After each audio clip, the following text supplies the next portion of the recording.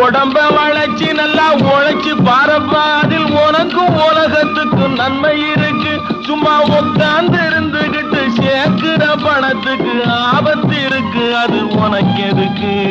தாயித்து தாயித்து அம்மா தாயித்து தாயித்து. ஏய்யா, இதால பொம்பளைங்களை மயக்க முடியுமா? கண்ணும் கருத்துமே பெண்ணை கவர்ந்துடும், காதலும் வாழ்வும் தொடர்ந்துடும்.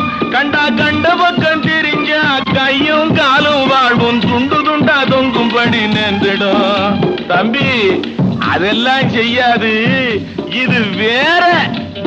தாயித்து தாயித்து அம்மா தாயித்து தாயித்து.